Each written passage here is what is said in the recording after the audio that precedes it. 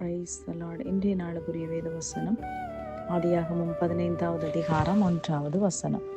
இந்த காரியங்கள் நடந்த பின்பு கர்த்தருடைய வார்த்தை ஆபிராமுக்கு தரிசனத்திலே உண்டாகி, அவர், ஆபிராமே, நீ பயப்படாதே, நான் உனக்கு கேடகமும் உனக்கு மகா பெரிய பலனுமாய் இருக்கிறேன் என்றார்.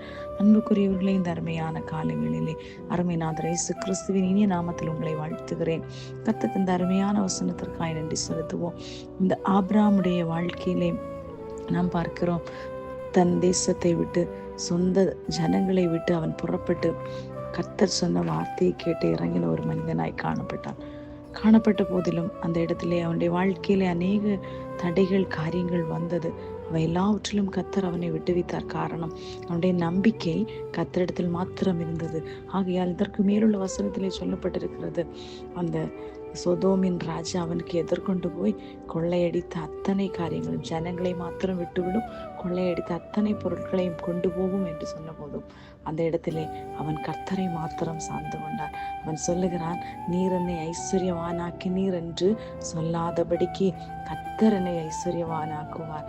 ஆகையால் என்னுடையது மாத்திரம் எனக்கு போதும் என்று சொல்லக்கூடிய ஒரு மனநிலைமையை பார்க்கிறோம்.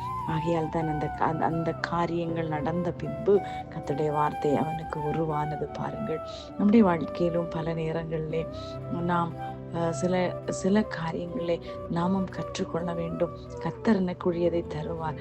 கர்த்தர் தந்தார், அதனோடு ஒரு நாளும் வேதனையை கூட்ட மாட்டார். அந்த ஐஸ்வர்யம் நிரந்தரமானது.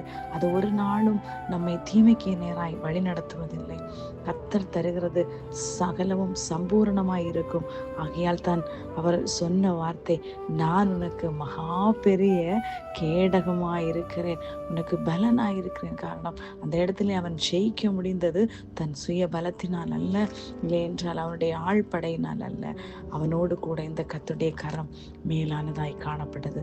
இன்றைக்கு உங்களுடைய பெயரை அந்த இடத்திலே சொல்லிவிட்டு சொல்லுங்கள், நான் பயப்பட மாட்டேன், கர்த்தர் எனக்கு பெரிய கேடகமும் எனக்கு மகா பெரிய பலனுமாய் இருக்கிறார் என்று சொல்லுங்கள். திரும்ப திரும்ப அறிக்கையிடும் போது உங்களுக்கு எதிராக நிற்கிற சத்ருவின் வல்லமைகள் ஒளியும், அதுபோல சத்ரு உங்களை விட்டு ஓடி போவான். அன்புக்குரியவரே, காட் பிளஸ் யூ ஆல்.